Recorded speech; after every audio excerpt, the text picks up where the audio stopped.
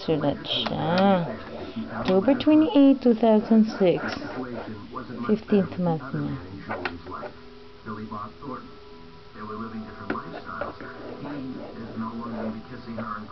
Say bye-bye. Say bye-bye na anak ko. Paano yung fish? Sabi niya. Paano yung fish ulit? Paano yung dog? Paano yung dog? Paano yung dog? Ow! Wala. Galing magsulat ng anak ko ah. Ay! No!